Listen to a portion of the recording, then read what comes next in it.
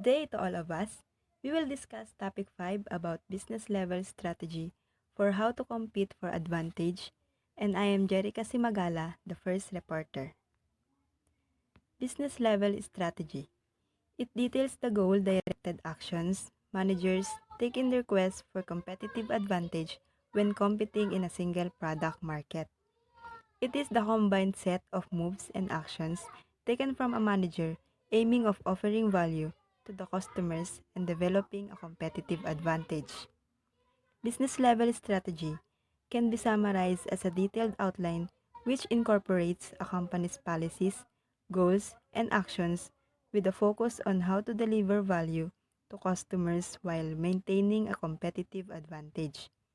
They maintain their competitive advantage by focusing on how they will deliver perfectly the value of the products to the customers as well as their policies, goals, and actions of their company.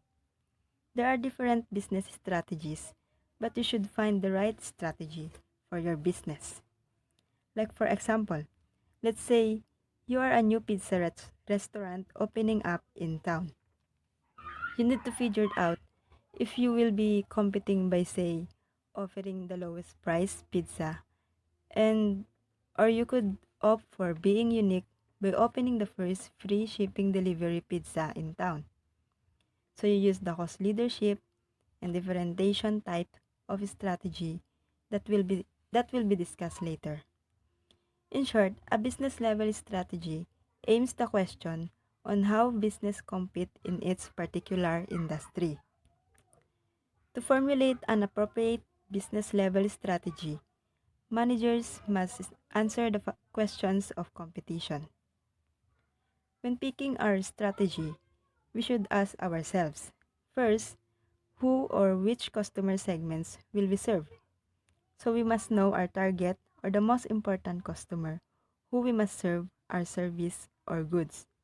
For example, if you want to build a comic store, make sure your location is near to your target customer, like schools, cafes, or malls, to make sure you will earn.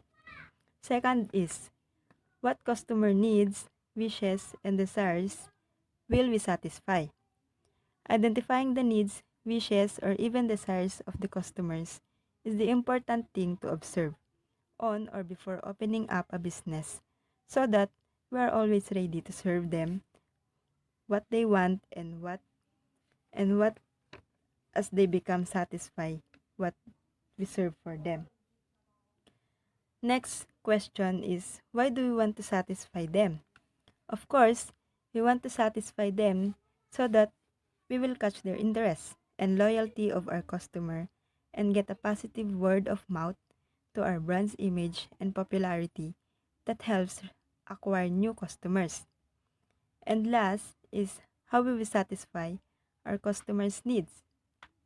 We will satisfy our customer needs by giving them our best quality of products with proper services and also listening to their feedback and understanding them no matter what. As what you see here in Exhibit 6.1, the industry and firm effects jointly determine competitive advantage. The one route to competitive advantage is shaped by industry effects. It captures the effect of the structural characteristics of industries on firm performance. Industry effects aligned with the industry attractiveness, which is the future profit potential of a market that can be determined using the five forces model and complements. Example of this five forces model is that the complementary goods offer more value to the customer together than apart. When one product or service complements another, there exists a condition called complementarity.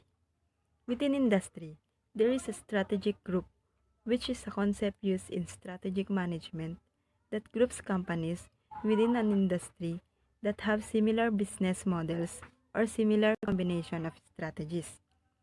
They are the group of companies or firms within an industry that follows the same models or strategies. And this competitive advantage determined by industry effect. The second route is determined by firm effects. that captures influence of firm-specific factors such as variety in resources and competencies. In firm effects, performance is determined by value and cost positions relative to competitors. The value position is all about setting the selling price for the branded product, while cost positions outlines the entire industry supply of specific consumer goods or services. And this will go through business strategies such as cost leadership, differentiation, and integration. To formulate an effective business strategy, managers need to keep in mind that competitive advantage is determined jointly by industry and firm effects. Always remember that firm and industry effects are not independent. That's why they are connected by two pointed arrow. Strategic position. A firm business level strategy determines its strategic position. Its strategic profile based on value creation and cost in a specific product market. The strategic position is concerned the way on how the business create the value and cost of a product in a valuable way from its competitors, and how they deliver the value to specific customer segments. A firm attempts to stake out a valuable and unique position that meets customers' needs while simultaneously creating as a large a gap as possible between the value the firm's product creates and the cost required to produce it. The firms makes decisions about the value that a company's products will offer and how that value will be created by the next organization. Strategic trade-offs. To achieve a desired strategic position, managers must make strategic trade-offs, which is the choices between a cost or value position, which is necessary because higher value tends to require higher cost. Trade-offs may happen if the product features may be incompatible or in activities that performs poorly and inconsistencies in brand image. That's why they create the need for choice and protect against repositioners and straddlers. Because if they create higher value, then the product they also need to make a higher cost or vice versa. Generic business strategies. A generic strategy is a general way of positioning a firm within an industry. Focusing on one generic strategy allows executives to concentrate on the core elements of firms.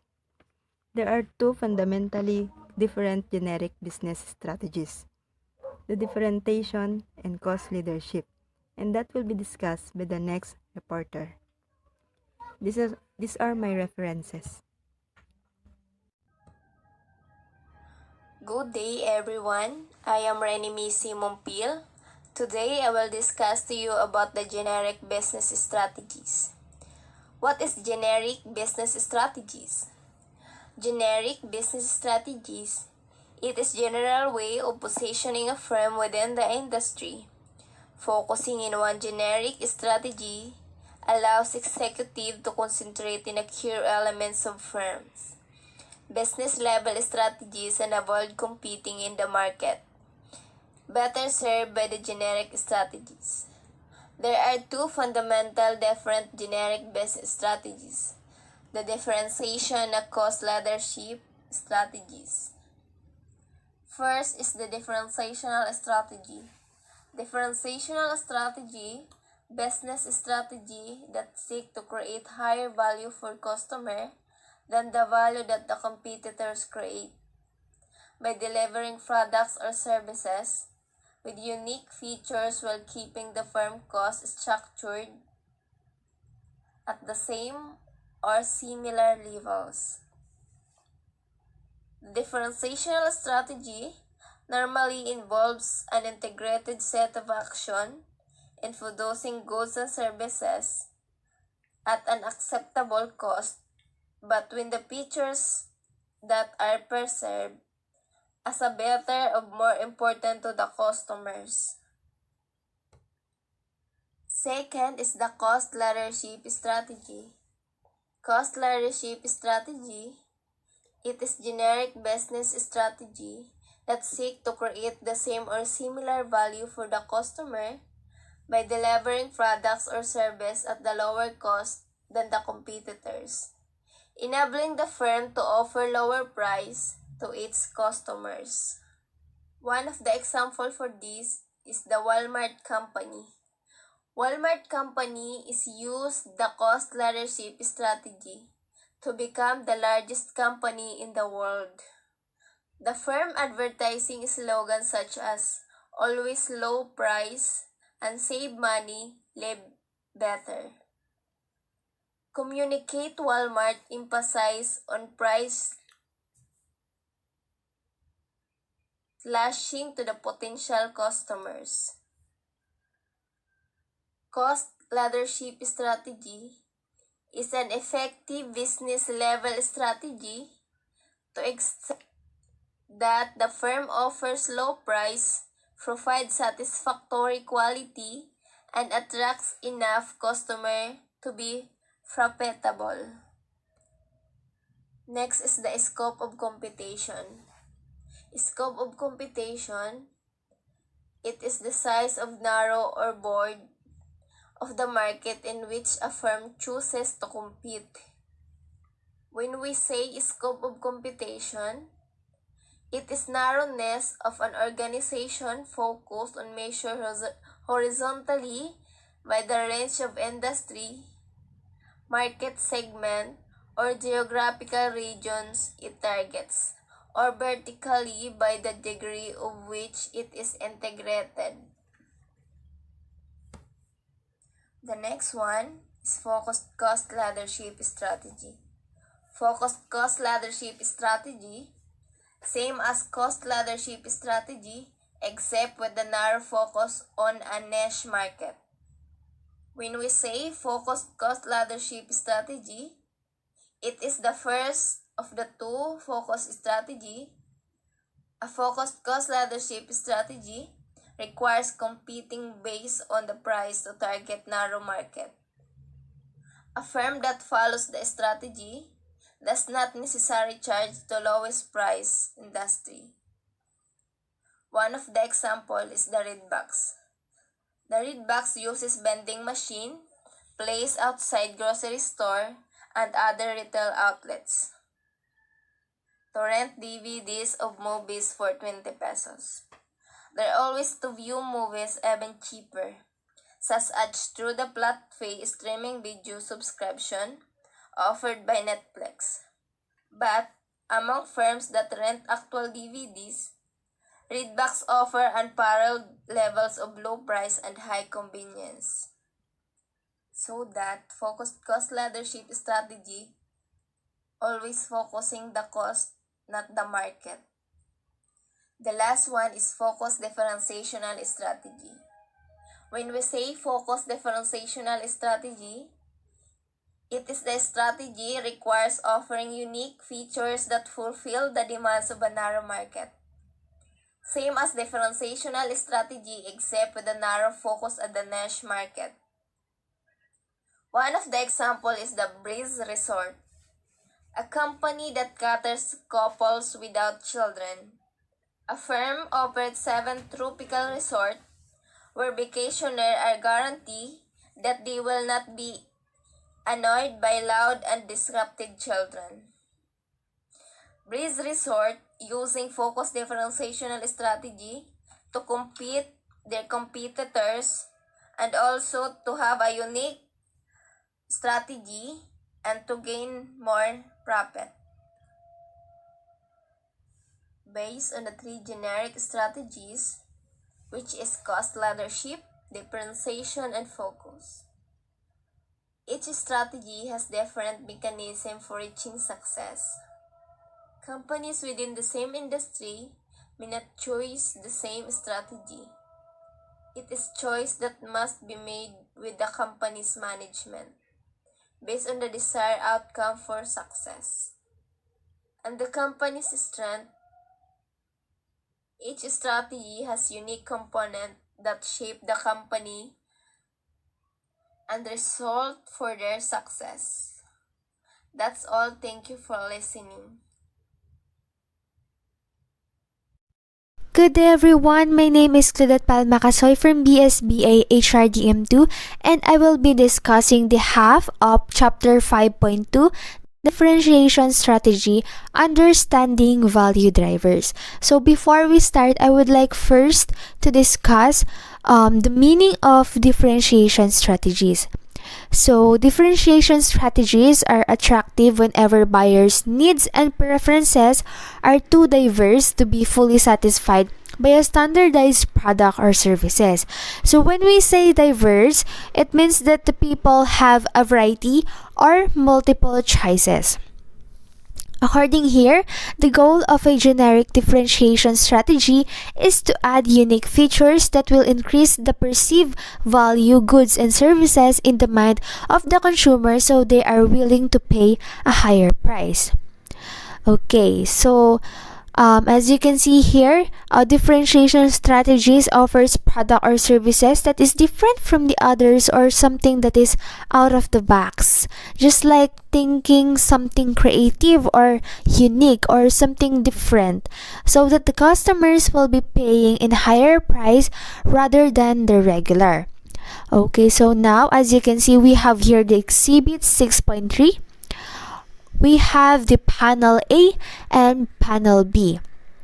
So, panel A shows that firm B, a differentiator, achieves a competitive advantage over firm A. So, firm B not only offers greater value than firm A but also achieves cost parity. So, what do we mean by cost parity? Meaning it has the same cost as firm A. So now let's proceed to the panel B. So in both situations, firm B's economic value creation is greater than firm A. Firm B therefore achieves a competitive advantage because it has a higher value gap which allows it to charge a premium price reflecting its higher value creation. So, again, what do we mean by product differentiation? This strategy is about creating a product or service that is unique from the offers of your competitors and thus raises your customers' willingness to pay. So, rather than trying to be the low cost provider and compete by having a low price, you are instead trying to create a product that the customer will gladly pay more for. Companies such as Apple and Mercedes-Benz, for example, create unique products that are perceived as being higher quality than products offered by their competitors. So this enables Apple and Mercedes-Benz to charge a higher price for their products. So, succeed through differentiation. A company attempting to succeed through differentiation must study buyers' needs and behavior carefully to learn what buyers think has a value and what they are willing to pay for. So, then the company must include the desirable features to clearly set itself apart from competitors or rivals lacking such product or service attributes. So we have here the successful differentiation allows a firm to first command a premium price. Second, increase unit sales because additional buyers are won over by the differentiating features. The last one is gain buyer loyalty to its brand because some buyers are strongly attracted to the differentiating features and bond with the company's products.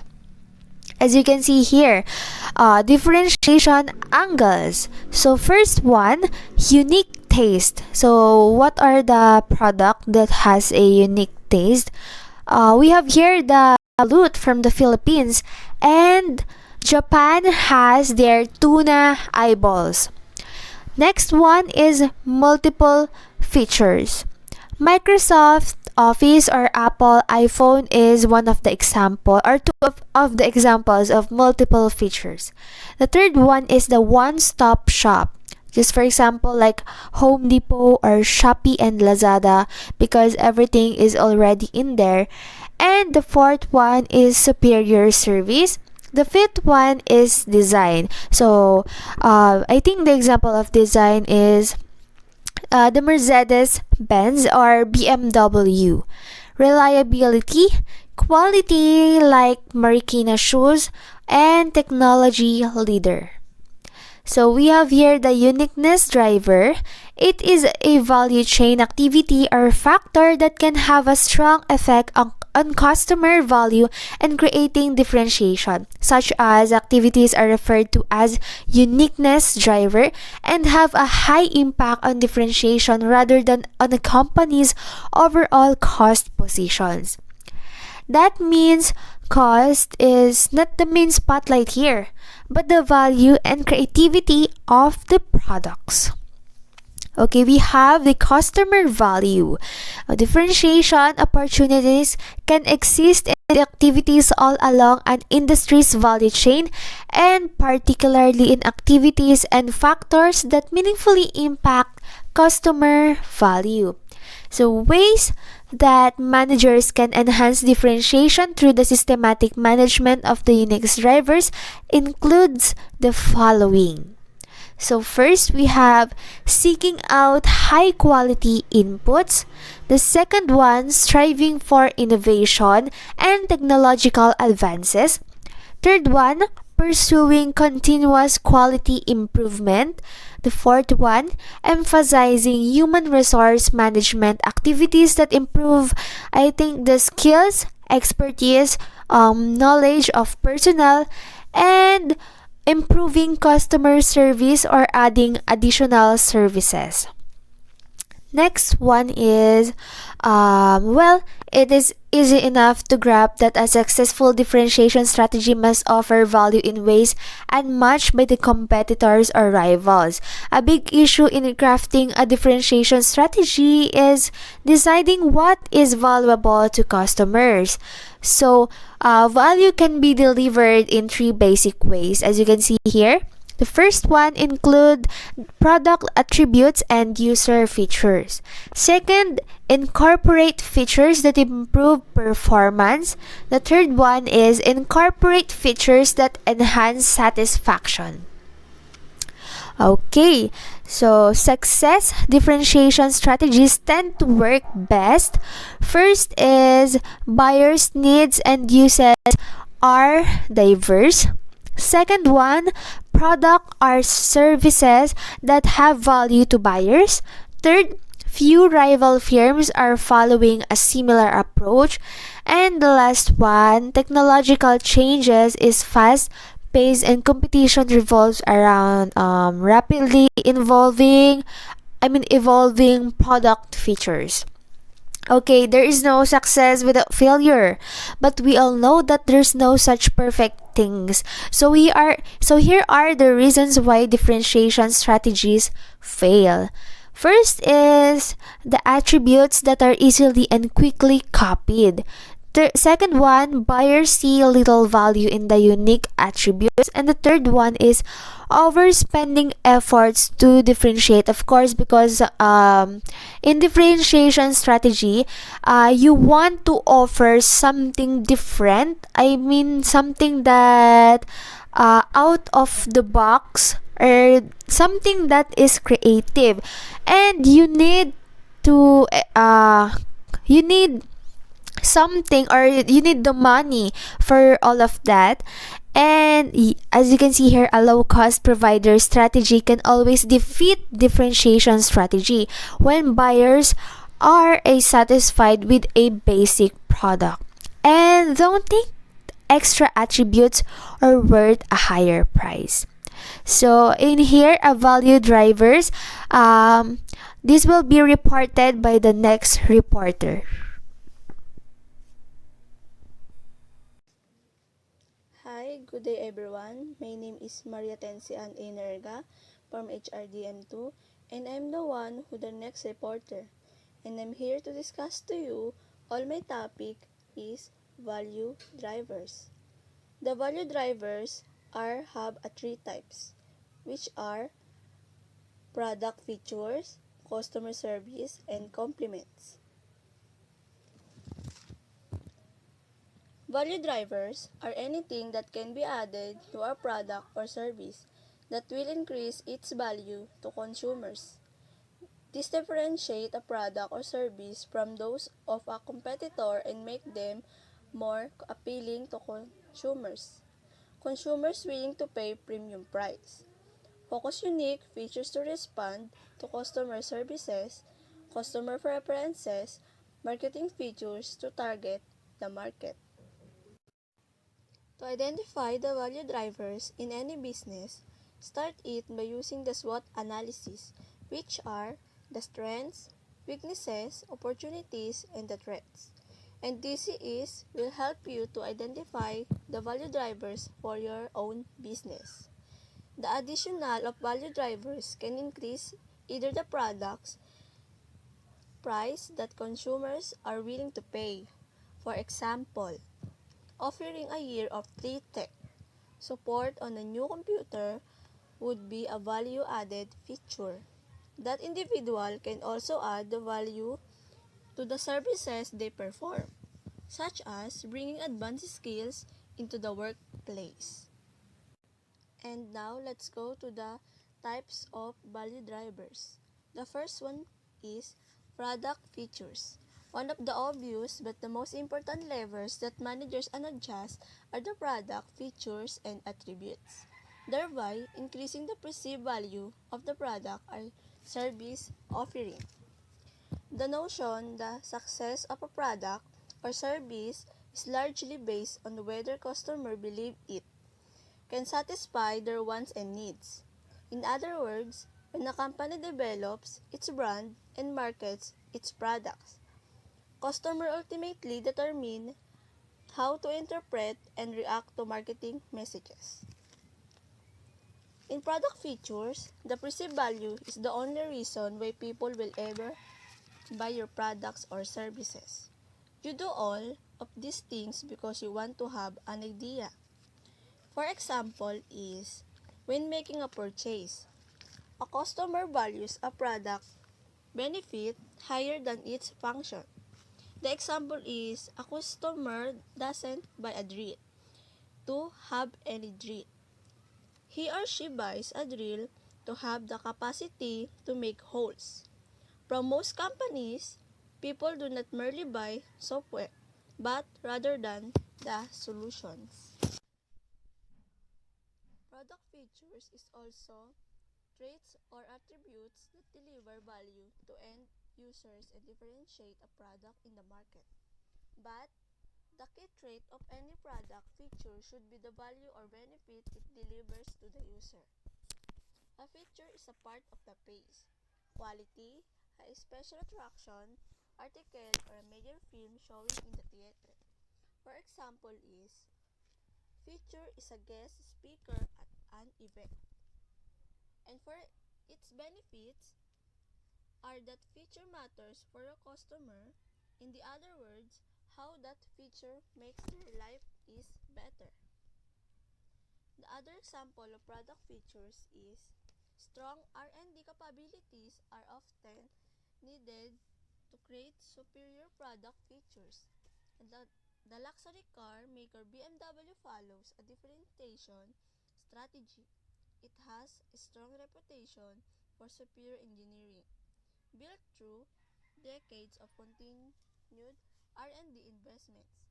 As a result, a BMW M3, a sports coupe comes with many more performance features than regular sedans. The high performance capabilities of an M3 also come with a premium price. And for that example, meaning is, an increasing number of the companies in technologically intensive industries such as electronic have abandoned the traditional approach to managing research and development and establishing global R&D networks in a noteworthy new way. The initial model was available in coupe body style, with a convertible body style added soon after. Entry sedans were available during the E36, year of 1994 to 1999, while the E90 is year of 2008 to 2012 generations. Upgrades over the regular 3 Series models include engines, handlings, brakes, lightweight materials, and various interior upgrades. And now, let's proceed to the second type of value drivers. Customer service. Managers can increase the perceived value of their firm's product or service offerings by focusing on customer service and responsiveness. Customer service representatives help customers with complaints and questions, give customers information about products and services, take orders, and process return. By helping customers understand the product and answering questions about their reservations, they are sometimes seen as having role in sales. Great customer service is the holy grail of business. Once you have it, it seems like it has the power to reveal all the secrets of the success. Providing flawless service, however, is not always easy. And while the searching for great customer service skills and abilities is a more recent endeavor. Now let's go to the example of customer service. The online retailer Zappos earned a reputation for superior customer service by offering free shipping both ways to the customer and for returns. 14 Zappos managers didn't view this an additional expense, but rather as part of their marketing budget. Moreover, Zappos does not outsource its customer service and associates do not use determined scripts. They are instead encouraged to build a relationship of trust which is individual customer. And for more understanding about Zappos, this is found online in zappos.com. It's also known its free and fast shipping and returns. The online shoe and clothing retailer doesn't always promote those perks when it comes to acquiring new customers. Instead, with the recent revamp of its VIP program, the Amazon-owned company has used loyalty programs to increase their revenue and build a strong relationship with its customers. And the last type of value drivers is complements. Complements add value to a product or service when they are consumed in tandem. Finding complements, therefore, is an important task for managers in their quest to enhance the value of their offerings. To add value to a product or service is an item used in conjunction with other good or service. Usually, the complements has little no to value consumed alone. But when combined it together, good or service, it adds to the overall value of the offering. And the other term of complements are a complements one used in conjunction with other goods and service. Such a good may have little value without its complement. When the price of a particular good rises, the demand for its complement drops because consumers are unlikely to use the complement alone. We have an example of complements. The introduction of AT&T Uverse is a recent example of managers leveraging complements to increase the perceived value of a service offering. 16 AT&T's Uverse service bundles high-speed internet access, phone, and TV services. Services bundles can be further enhanced by DVR capabilities that allow users to post live TV, to record up to 4 live TV shows at once, and to access video on demand. A DVR by itself is not very valuable, but included as a free add-on to subscribers. It turns into a complement that significantly enhances the perceived value of the service bundle. So that the services is designed for a larger size business, customers with multiple locations. The enterprise customer experience includes one contract for all sites, a consolidated invoice, and one number to call for support for all locations. And now, that's all for my report. Thank you for listening and watching. Good morning, ma'am. Good morning, classmate. This is my report. Cost leadership strategy, understanding cost drivers. Cost leadership strategy, understanding cost drivers. The goal of the cost leadership strategy is to reduce the firm's cost below that of its competitors while offering adequate value. Cost leadership strategy attempts to earn higher returns and competitive advantages through offering products or services at the lowest prices in the industry. Cost leadership is one strategy where company is the most competitively priced product on the market, meaning it is the cheapest. You see examples of cost leadership as a strategic marketing priority in many big corporations such as Walmart, McDonald's, and Southwest Airlines. According to my research, Walmart is the most famous cost leader, which has used the cost leadership strategy to become the largest company in the world. The firm's advertising slogans such as always low prices and save money, live better communicate Walmart's emphasis on price slashing to potential customers. Next is cost leader. Focuses of its attention and resources on reducing the cost to manufacture and product or deliver services in order to offer lower prices. Cost leader in a business strategy. Cost leaders is establishing the competitive advantages by having the lowest cost of operation in the industry. Cost leadership is often driven by company efficiency, size, scale, scope, and cumulative experience. Term is a term used when a company project itself as the cheapest manufacturer or provider of a particular product of commodity in a competition. It is difficult to deploy the strategy because the management must constantly work on reducing cost and every level of remain competitive.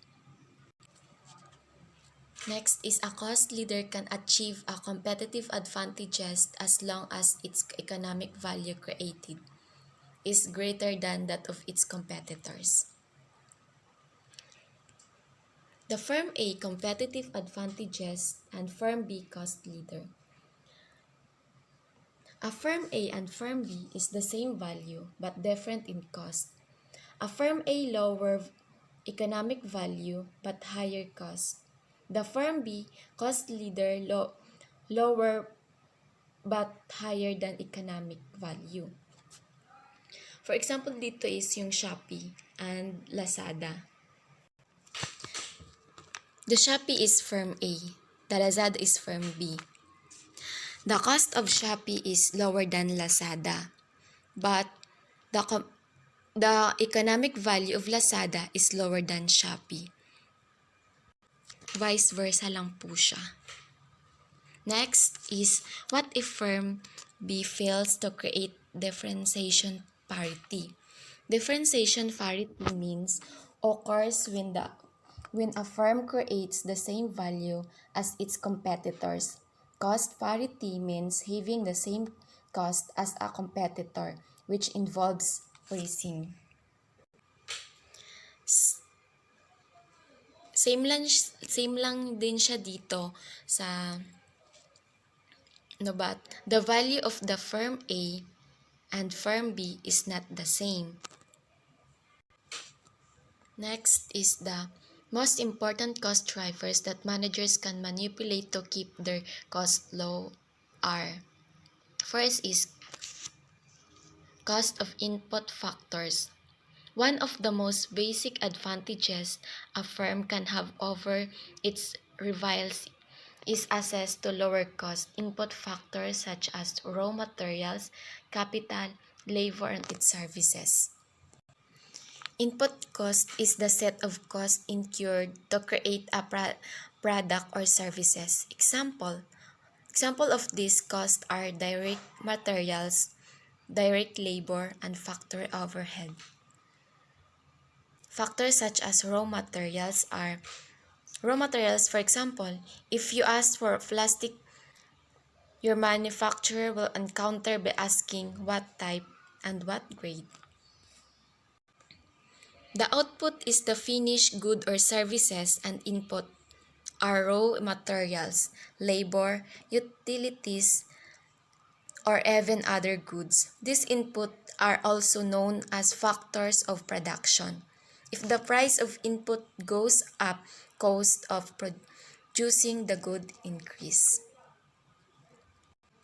And that's all. Thank you. Economies of scale. A firm with greater market share is in chance to reap economies of scale. The relationship between cost and output means that if cost per unit falls, the output increases. Economies of scale is about increasing the size of a business to make cost savings. There are many different types of an example of how firms can benefit from economies of scale, including specialization, bulk buying of assembly lines. Economies of scale allow firms to spread their fixed costs over a larger output. Means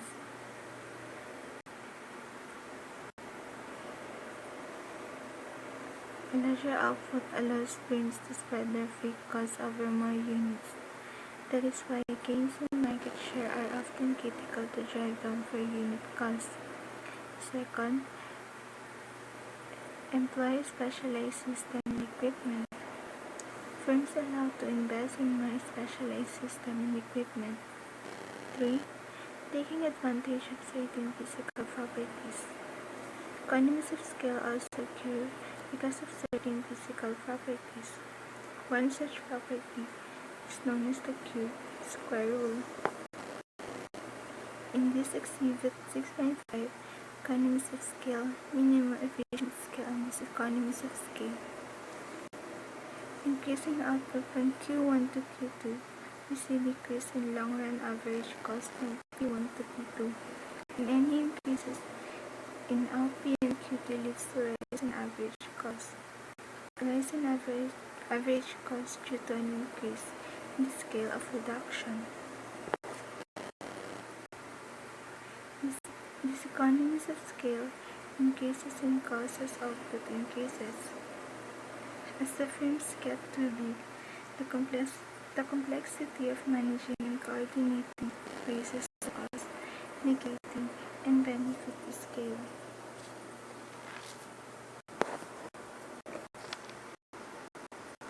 Learning curve. A learning can drive down a cost. Learning curve were first documented in aircraft manufacturing as the United States ramped up production in 1930s prior to its entry into World War II. If production is doubled, the per unit cost dropped by a predictable and constant rate. In this exhibit, 6.6, gaining competitive advantage through leveraging learning and experience curves effect. The blue or 90% learning curve indicates that per unit cost drops 10% every time output is doubled. In 70% or brown line, learning curves indicates a 30% drop every time output is doubled. There are some differences between economies of scale and learning effects. Learning effects occur over time as output is accumulated, while economies of scale are captured at one point in time when output is increased. Learning declines at some point or learning curve flatten out. There is no diseconomies to learning unlike opposed to economies of scale. In some production processes, effect of economies of scale can be quite significant, while learning is minimal. Managers need to understand the subtle but important difference in order to calibrate the business strategy.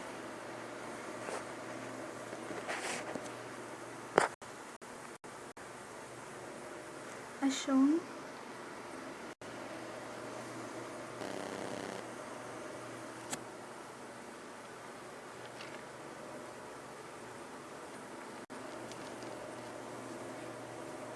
experience curve. The concept of an experience curve attempts to capture both learning effects and process improvement. In this perspective, economies of learning allow movement down a given learning curve based on current production technology by moving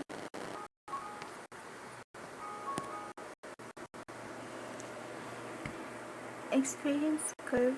The concept of an experience curve attempts to capture both learning effects and process improvements. In this perspective, economies of learning allow movement down a given learning curve based on current production technology by moving further down a given learning curve than competitors. A firm can gain a competitive advantage. Process innovation means a new method or technology to produce an existing product may initiate new stiffer learning curve. As shown in Figure 6, the experience curve and process innovation. The firm D is breaking away from firm C, gaining a competitive advantage. Firm D is able to implement a cost leadership strategy and enjoy a competitive advantage over firms A, B, and C. Learning by doing allows a firm to lower its per unit cost by moving down a learning curve, and a process innovation allow the firm to leapfrog the stiffer learning curve, further driving down the per unit cost.